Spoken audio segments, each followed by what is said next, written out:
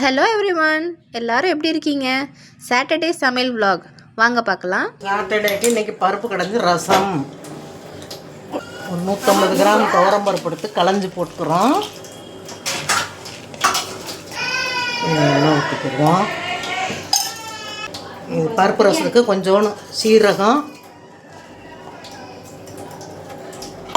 ஒரு ஸ்பூன் மஞ்சள் பொடி எல்லாம் போட்டு மிக்சியில் அரைச்சி அதில் போட போகிறோம். நுணுக்கி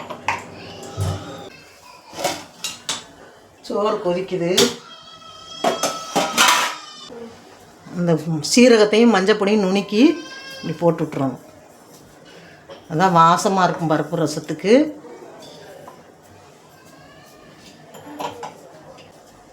நாலஞ்சு வெங்காயம் உரித்து போட்டுக்கிறோம். ஒரு விசில் வரட்டும், காட்டுறேன்.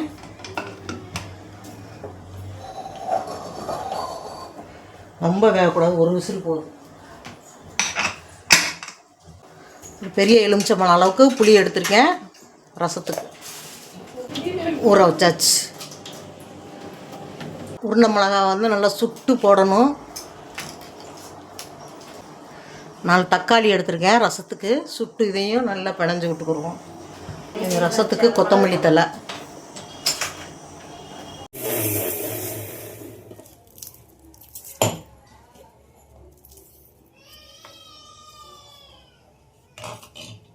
எதுக்கு இப்போ தூக்கி போட்டு தான் அழுகுதா?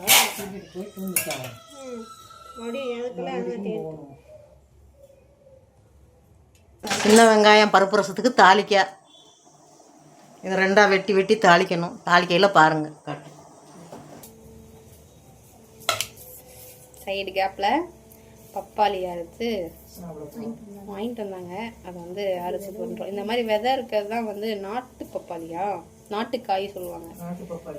நாட்டு பப்பாளியா இப்போல்லாம் விதை இல்லாமல் வருது. அதெல்லாம் சாப்பிடக்கூடாது. இது சாப்பிட்றதா உடம்புக்கு நல்லது. இப்போ இதெல்லாம் க்ளீன் பண்ணிவிட்டு ஸ்லைஸ் பண்ணி எடுத்துகிட்டு வரோம்.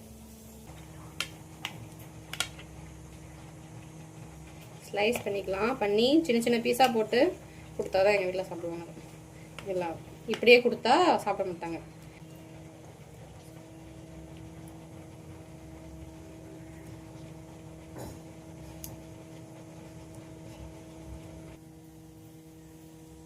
பப்பாளி நல்லா கடைஞ்சிருச்சு போல. வெட்டியாச்சு. இப்போ வந்து ஒரு பவுலில் போட்டு கொண்டு போய் கொடுத்துடலாம். ஃபோக் ஸ்பூன் போட்டு.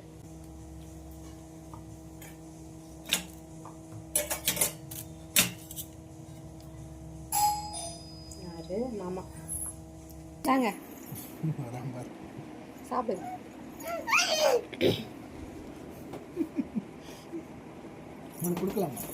பழத்தை பார்த்தோன்னு ஒழியாந்து உட்காந்துருக்கான்.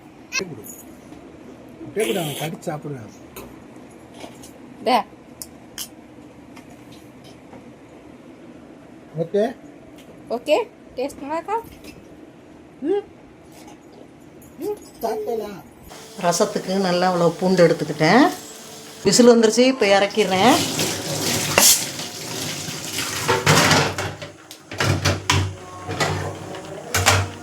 தக்காளியை நல்லா சுற்றுவோம்.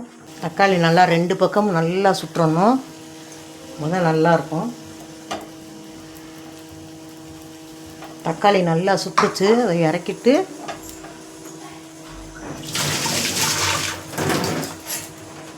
மிளகாய் வத்தலை சுடலாம். நாங்கள் எல்லாத்தையும் சுட்டு தான் ரசத்துக்கு வைப்போம். வாரத்தில் ஒரு நாளைக்கு ரசம் சாப்பிடணும். அது பசங்க சாப்பாடு கொண்டு போகிறதுனால கொடுத்து விட முடியாது இல்லையா? அதனால் இன்றைக்கி சனிக்கிழமை செஞ்சாச்சு.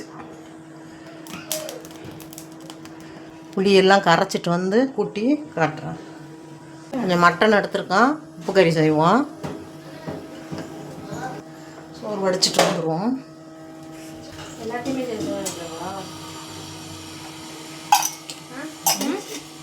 நம்ம நறுக்கிட்டு ஒரு உருளைக்கிழங்கு 3 உருளைக்கிழங்க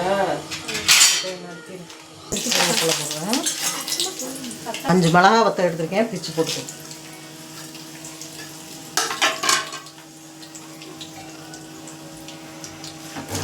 நல்லா மிளகாய் எண்ணெயிலே வதங்க.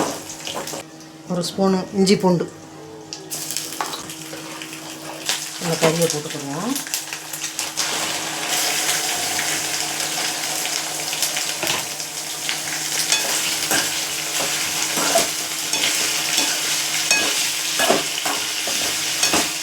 சோறு வடிச்சாச்சு. ஒரு ஸ்பூன் மிளகாத்தூள் போட்டுக்கிறேன்.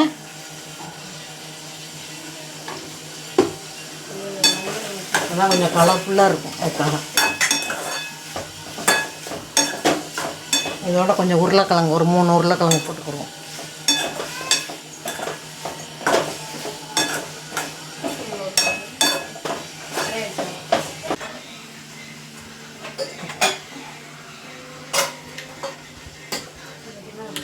உருளைக்கிழங்கும் சேர்த்து போட்டிருக்கேன்.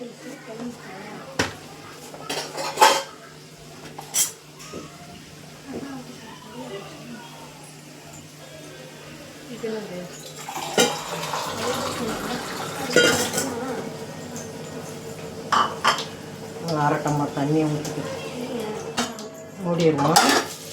தக்காளியை கழுவிட்டு வந்து புளியை கரைச்சிடுவோம்.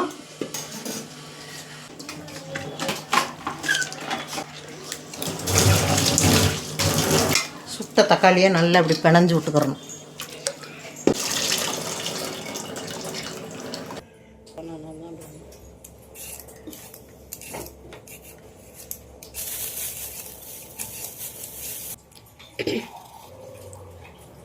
இந்த கிழங்கு கறியில் போடுறதுக்காக நறுக்கிறேன். அதனால இது இப்படி தான் நறுக்கணும். இந்த மாதிரி பெருசு பெருசாக, சின்னதாக நறுக்கக்கூடாது.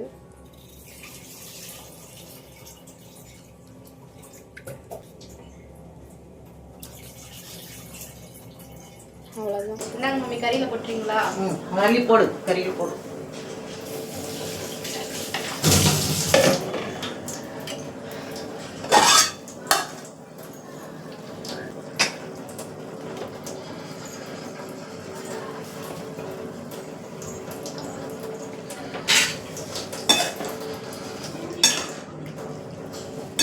அவ்வளோதான், விட்டாச்சு. இது அப்படியே கறியும் உருளைக்கிழங்கும் நல்லா சேர்ந்து வேணும்.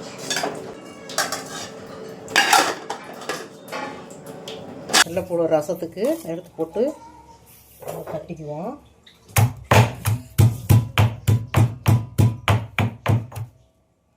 மிளகு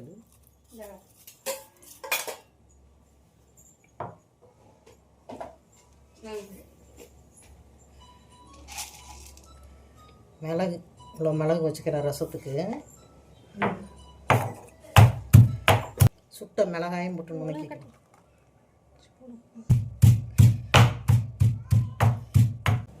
கருவேப்பிலை போட்டுக்கிறேன். இந்த மல்லித்தலை போட்டுக்கிறேன்.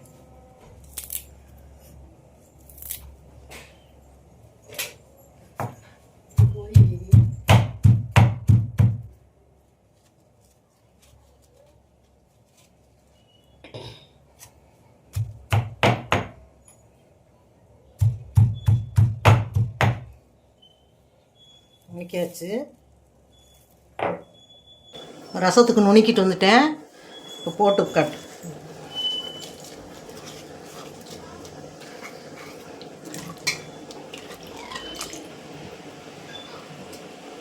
இப்போ திறந்து போகும்.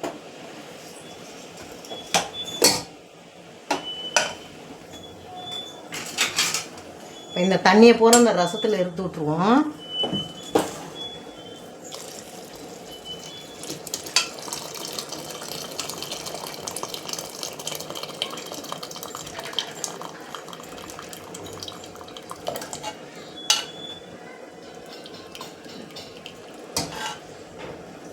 அப்படியே கடைஞ்சிக்கிறலாம். இது ரசத்துக்கு கடைஞ்சி தாளித்து கொஞ்சம் அள்ளி ஊற்றி அப்படியே வேறு சட்டியில் மாற்றி வச்சிடலாம். ரசம் தாளிக்கலாம் எண்ணெய் ஊற்றி.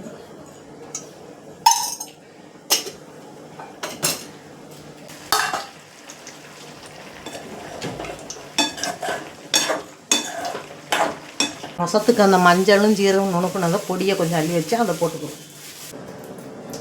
கடுகு போட்டுக்கலாம். வெங்காயம் போட்டுக்கலாம்.